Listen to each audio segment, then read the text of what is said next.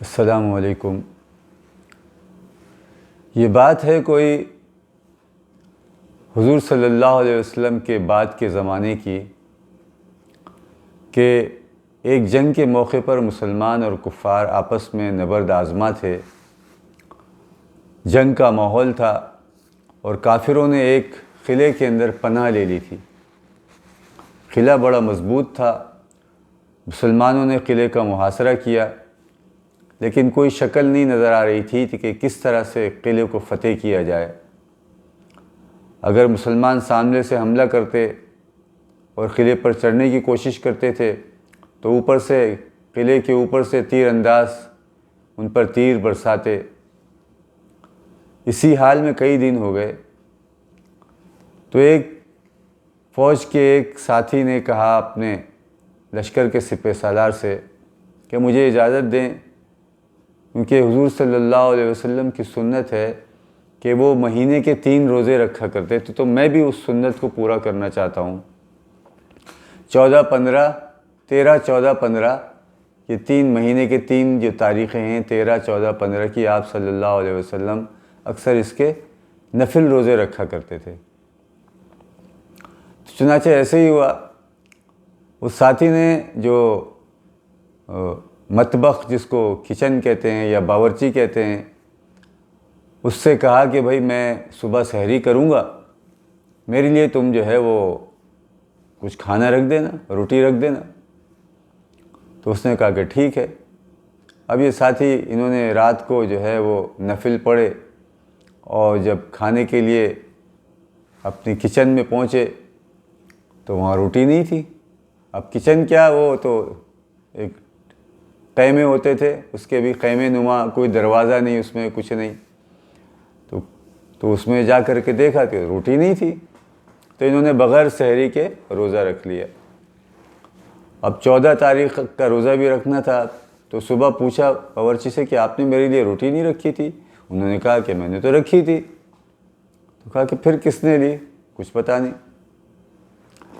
اب اگلے دن انہوں نے کہا کہ میں پھر روزہ رکھوں گا، میرے لیے رکھ دینا روٹی۔ تو اگلی رات پھر وہ اسی طرح سے جب گئے روٹی کے لیے تو روٹی وہاں نہیں تھی۔ تو صبح پوچھا ان سے کہ بھئی آپ نے میرے لیے روٹی نہیں رکھی؟ تو انہوں نے کہا میں نے تو رکھی تھی۔ تو آخر کون ہے جو روٹی لے کر کے جاتا ہے؟ اس کا پتہ لگانا چاہیے۔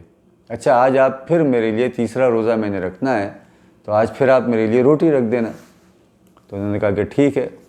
اب یہ رات کو ایسی جگہ جو اس باورچی خانے کا جو دروازہ ہے اس کے سامنے ایسی طرح چھپ کر کے بیٹھ گئے کہ وہ ہر آنے جانے والے کو دیکھ سکتے تھے، لیکن دوسرا آدمی ان کو نہیں دیکھ سکتا تھا۔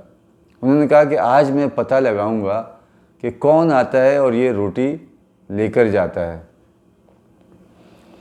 تو یہ چنانچہ بیٹھ گئے۔ اب آدھی رات کو انہوں نے دیکھا کہ ایک کتا آیا اور اس خیمے کے اندر گھس گیا جہاں کھانا ہوتا تھا، جہاں روٹی رکھی جاتی تھی۔ اور یہ کتا گیا، اس نے روٹی کو اٹھایا، اپنی منہ میں روٹی کو دبایا اور جانے لگا۔ یہ سمجھ گئے، کیونکہ آس پاس کوئی آبادی نہیں، آبادی صرف قلعے کے اندر ہے اور صرف یہاں پر قلعہ ہے، ضرور یہ کتا قلعے کی طرف سے آیا ہے۔ اب انہوں نے اس کا پیچھا کیا کتے کا۔ اب کتا آگے آگے، یہ پیچھے پیچھے، چلتے چلتے چلتے چلتے چلتے انہوں نے دیکھا کہ قلعے کے پچھلی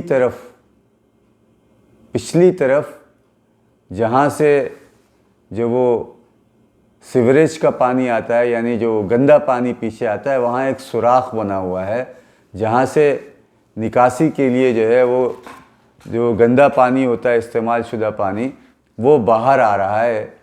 اور یہ کتا اسی سوراخ میں داخل ہو گیا اور یہ بھی اس سوراخ میں داخل ہو گئے۔ انہوں نے دیکھا کہ میں تو قلعے کے اندر آ گیا۔ اب انہوں نے مصلحتاً وہاں سے واپس ہوئے اور اگلی صبح امیر صاحب سے کہا کہ امیر صاحب قلعے کے اندر جانے کا راستہ مل گیا۔ میرے 3 روزے جو میں نے سنت کے لیے رکھے، سنت پوری کرنے کے لیے، اس کا فائدہ یہ ہوا کہ اللہ سبحانہ و تعالیٰ نے ہمیں قلعے میں جانے کا راستہ دکھا دیا۔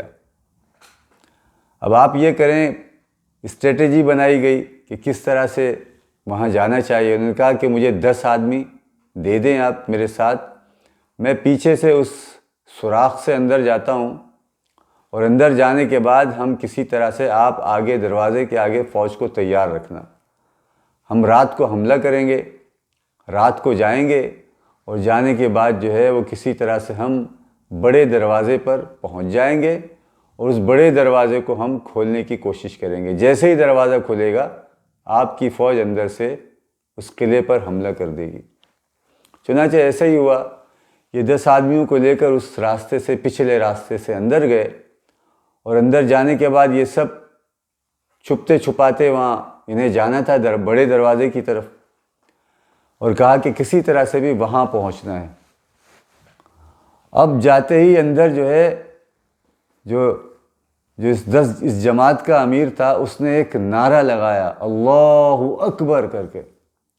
تو جب نعرہ لگایا تو کفار جو وہاں پر پہرے میں تھے وہ یہ سمجھے کہ کسی طرح سے مسلمان اندر داخل ہو گئے، اور چونکہ اندھیرا تھا اور وہ ایک دوسرے کو پہچان نہیں سکتے تھے، چنانچہ تلواریں چلنا شروع ہو گئیں، اور وہ 10 کے 10 جو ہے وہ چھپتے چھپاتے جو ہے وہ اس بڑے دروازے کی طرف پہنچے۔